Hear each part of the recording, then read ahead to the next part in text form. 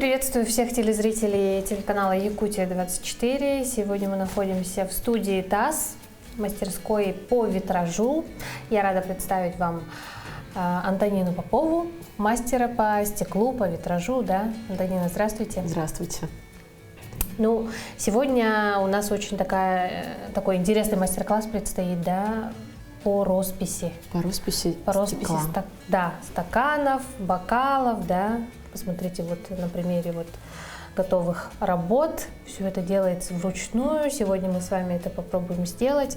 Антонина, вот что это за техника, да, чуть подробнее, и что нам вот необходимо? Насколько сложно, просто? Техника достаточно простая, с этим могут справиться даже дети. Роспись на стаканах, на бокалах, потому что это просто выглядит красиво. На самом деле такую роспись можно делать по любому стеклянному изделию, это может быть хоть окно.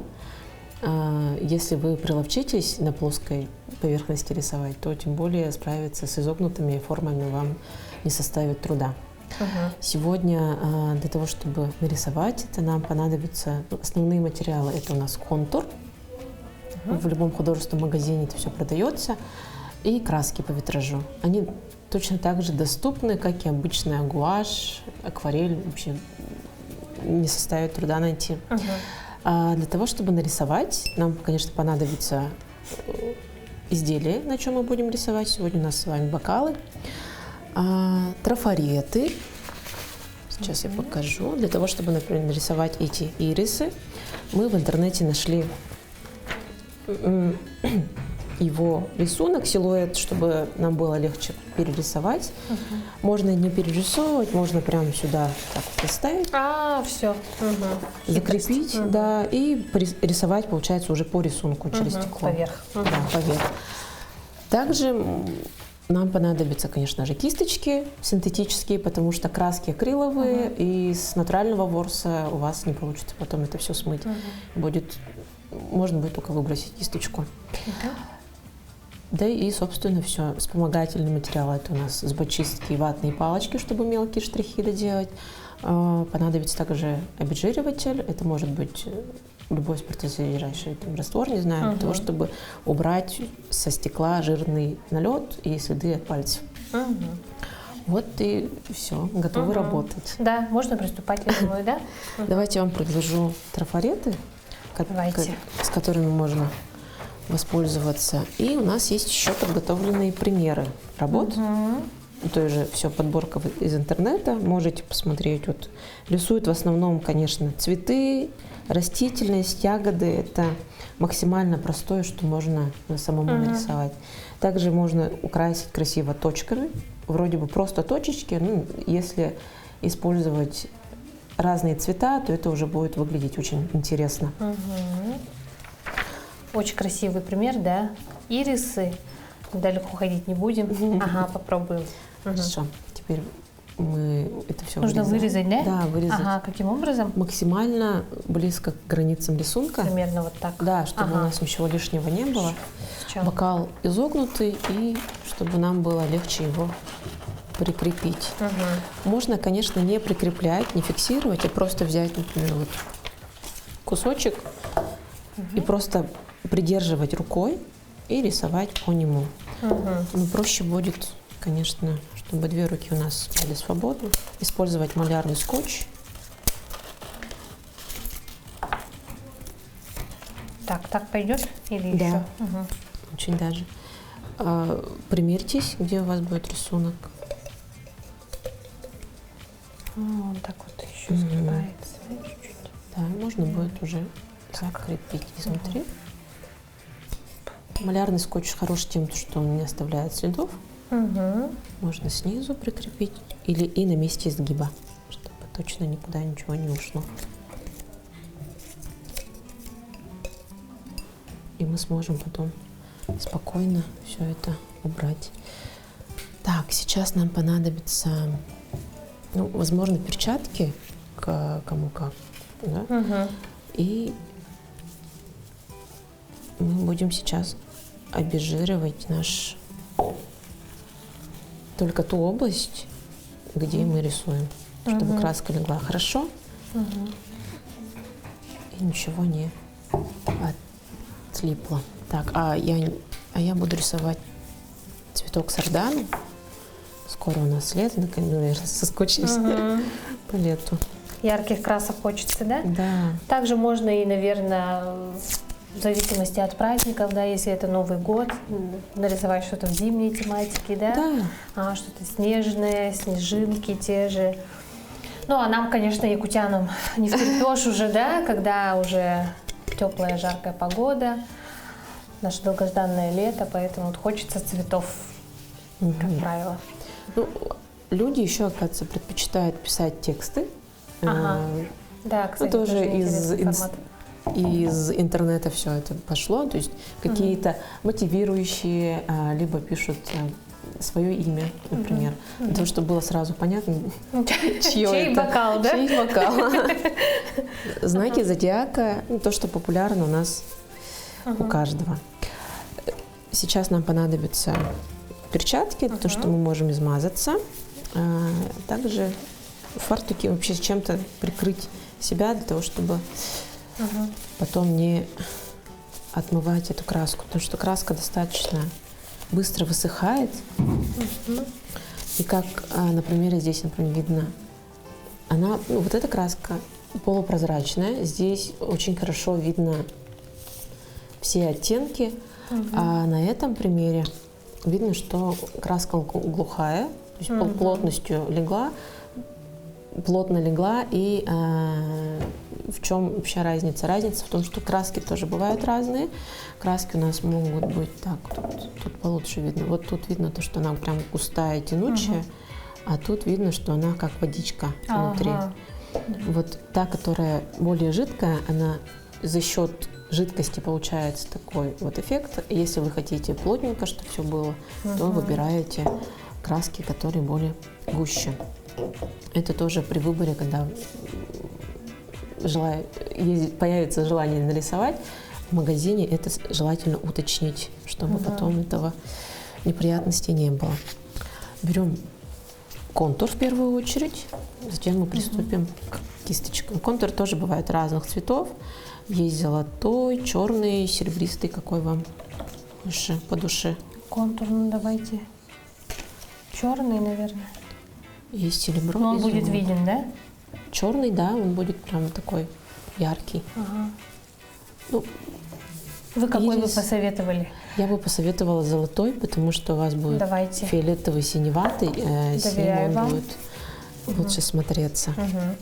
А у меня контур будет черный, чтобы показать, что это в принципе не так страшно, да?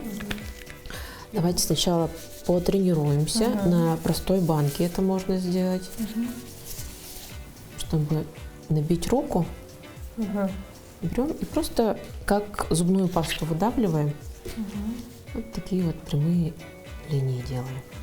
Сначала просто линии, потом уже пытаемся делать дугу. То есть обязательно, желательно где-то протестировать нажим. Много краски выходит, меньше краски выходит, да. И чтобы рука была твердая уже на бокале, чтобы не испортить наше изделие. Чтобы рука не тряслась. Не тряслась, да. Но чтобы рука не тряслась, можно локоть поставить на поверхность полностью, опереться. Тогда все будет, найти удобную позу и начать работать. Сначала мы проходим по основным контурам, которые у нас есть тут. Не знаю, под таким. Которые внутри, да? Самые главные контуры сначала делаем. Таким углом немножко сложно, конечно, видно, но есть. Вот получилось немножко криво, но это исправимое дело. Быстро, пока краска еще жидкая, мы можем где-то чуть-чуть подправить, подровнять. Могут быть пробелы на линии, то есть просто протягиваем зубочисткой, и все будет замечательно. Точнее, нужно стараться выбирать простые рисунки. Когда мы рисуем с детьми, дети обычно выбирают своих любимых персонажей. И эти любимые персонажи обычно такие сложные для рисунка, не то что контурами, а просто даже рукой нарисовать. Ну, ребенок не понимает, да? Да, но и он очень хочет этого персонажа. Если ребенок не передумал, вы пытаетесь его уговорить, можно пойти на хитрость и нарисовать только голову, либо символ этого персонажа. То есть, не знаю, представим, что это какой-то супергерой, тогда его рисунок можно упростить вплоть до маски, либо если у него есть какое-то суперспособность или супероружие, тогда можно нарисовать его щит. И чтобы ребенок всегда вот чувствовал присутствие своего героя. То есть хотя бы какую-то часть, да, этого. Вот. У меня вот основная часть получилась. Так, у меня вот так вот получилось. Где-то жирно, но ничего. Для первого раза. Для того, чтобы рисунок не казался таким... Ну, сейчас с бумажкой это кажется вроде бы полноценный рисунок. Когда мы уберем бумажку, так, иногда это немножко сложно сделать, что мы прикрепили. Вот. Теперь он кажется таким одиноким, поэтому мы можем просто дорисовать какие-то листья. Так, краска моя где? Линии, либо просто дуги для того, чтобы это казалось более полно. Как-то обогатить, да? То есть, скажем, это у нас огненные лучи от цветка. Потому что цветок сардана, он символ лета, символ красоты. И он каждое лето делится с нами своей энергией. Кстати, при помощи контурных красок можно рисовать на стекле, купить фоторамку и нарисовать оберег точечный. Точечная роспись уже это будет называться. Так вот у меня получилось. У меня вот пока так получается. Сейчас точками вокруг обведу. Очень красиво. Сейчас будем дожидаться, пока контур у нас подсохнет. До контакта мы подсыхаем. На самом деле краска сохнет сутки, а то и трое. Но до контакта, то есть чтобы дотронуться и след не оставался, сохнет достаточно быстро, минут 5, наверное. Сейчас подсохнет, и мы приступим к краскам. Вы решили, какие краски будете делать? То есть полупрозрачные или?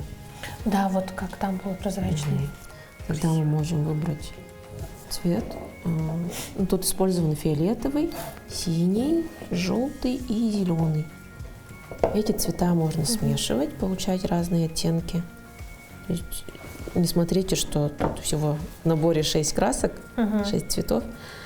На самом деле все наши цвета происходят от 3 основных. Поэтому все происходит путем смешивания. Вот как у меня пока получилось. Красота. Так, приступим тогда к краскам. Берем кисточку, можно оттуда выбрать. Так. Любую, да? Любую. Ну, у вас очень тонкие линии, поэтому Такую? да, Тоньше. лучше выбрать потоньше. То есть, если боитесь ошибиться с кисточкой, то лучше выбрать максимально тонкую, а затем уже по чуть-чуть меняйте. Кисточки же тоже по номерам делятся. У меня, например, номер 4. У вас номер 1 или 2? 1. Или еще тоньше взять. Вот. А тоньше нулевка, она совсем тонкая. Тогда это. Да. И, важно учитывать, какого размера у нас объекты получились между контуром. То есть попробуйте вот так вот приложить кисточку, влезет она туда или нет. А совсем вот эти узкие углы можно не докрашивать, а доделать это все при помощи зубочисток. Возьму желтый. Для того, чтобы начать рисовать при помощи витражных красок, не нужно их смачивать в воде, как обычно. Они сами вот как вода. Жиденькие. Да, жиденькие. Чуть-чуть капнули. И уже можем наносить на стекло. Но для того, чтобы когда вообще в первый раз попробуете, то можете взять вот баночку, на которой тренировались, и на ней поделать разные линии и точечки тоже, чтобы уже наверняка и все хорошо получилось с первого раза.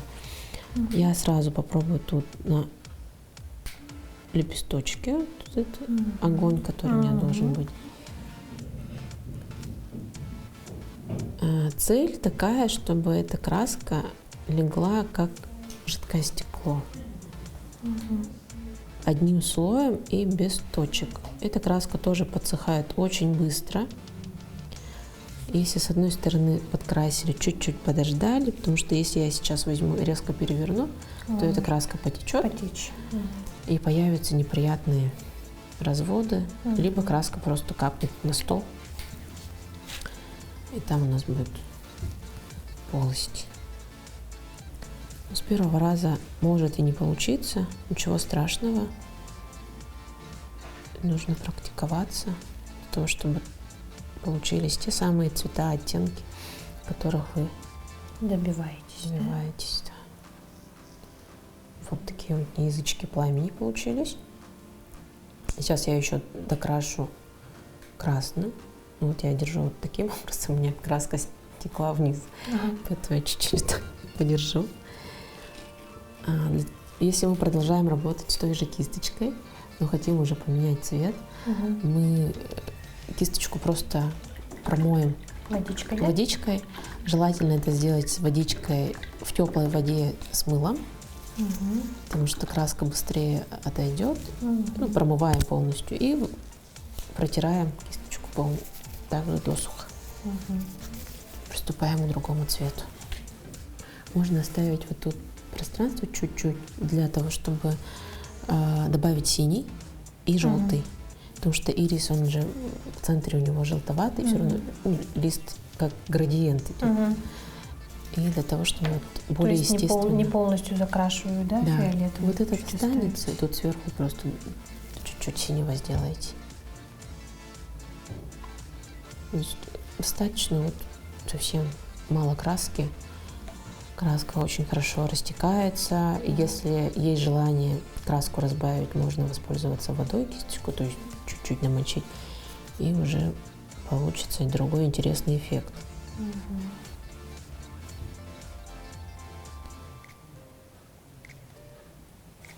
А вот это вот, то, что я говорила, сплошным цветом ложится, эта краска, на ней очень хорошо видно следы от кисточки, поэтому стараемся выбирать размер кисточки правильно и работать максимально быстро, чтобы не остались следы. И если краска будет попадать на контур, как вот здесь, то ничего страшного. Даже если он выходит за контур, тоже не смертельно. Это можно исправить ватной палочкой. Мы ее тоже чуть-чуть смочим и просто уберем излишек. Контур у нас уже подсох, поэтому по нему проходить уже можно. Все убрали.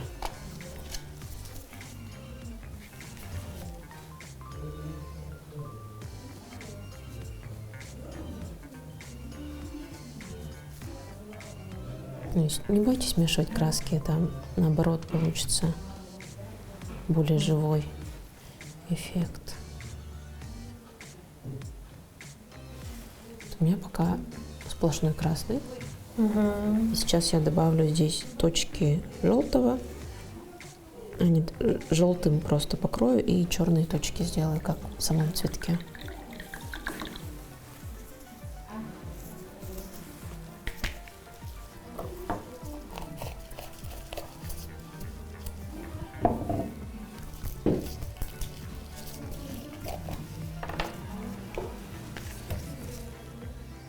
А ирисы у нас когда цветут? В каком месяце? Сразу, да? Нет, мы в июле. В июле, да? Что помню, на Сенокос, когда ездили, они были.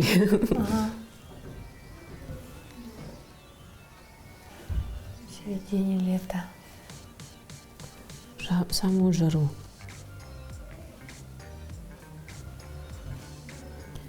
Вот, как я говорила, можно украсить не только стаканы, бокалы, можно и окно на даче. И Да, кстати, хорошая идея, да? да, бюджетный вариант обновить.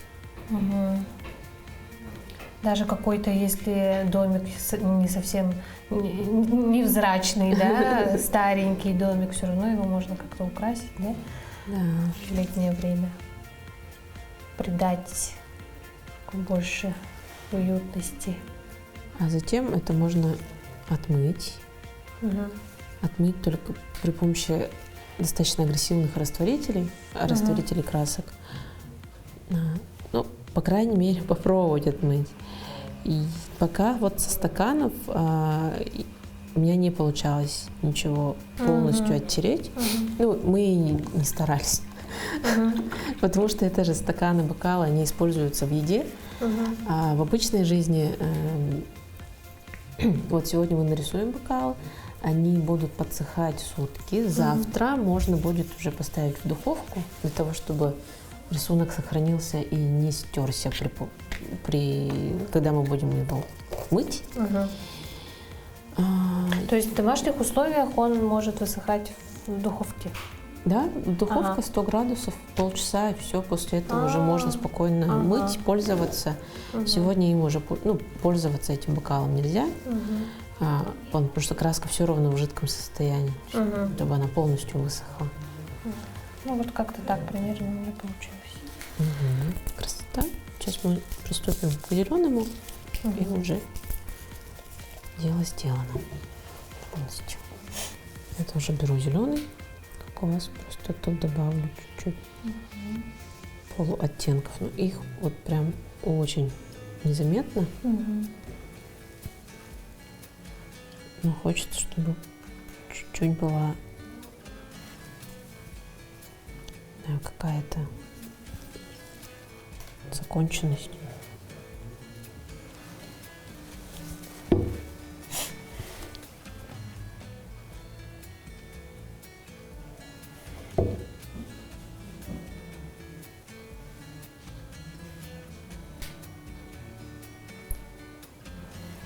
Также можно, если, например, вы работаете в школе или в садике, такое же занятие провести для своих подопечных. Да? Простые стаканчики взять. Дети могут принести свои любимые стаканчики из дома и разрисовать. То есть даже ходить дальше не нужно. Дома можно это сделать с детьми, занять их в выходной. Да. Оказывается, Вполне доступный. не так сложно. Да. Да. Вполне доступный досуг для всей семьи. Даже бабушки, дедушки. Но им даже полезно будет, потому что мелкая моторика, людям в возрасте полезно рисовать, делать разные маленькие-маленькие движения руками. Поэтому им тоже будет очень интересно расписать стакан, либо тот же оберег. То есть фоторамку взяли и сверху наносим точки при помощи контуров.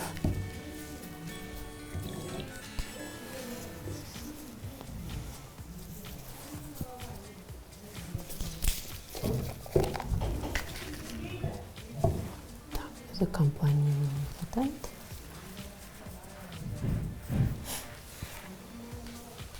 Все, я тоже заканчиваю. Чуть-чуть красный. Так красиво. Прямо ярко, сочно, да? Лето. Прям хочется лета. Очень быстро. Очень красиво. Спасибо.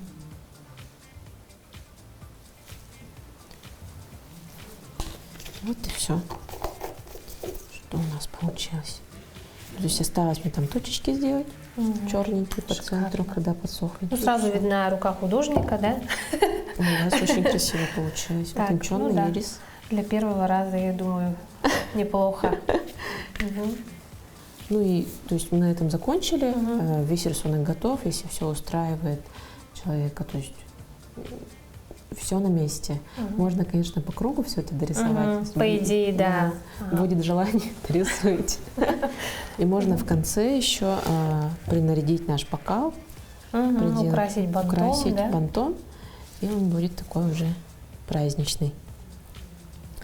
Вот наши красивые бокалы наши готовы. бокальчики готовы. И мы готовы встречать лето. Да, вот прям сразу понятно, что девушки ждут лета, да?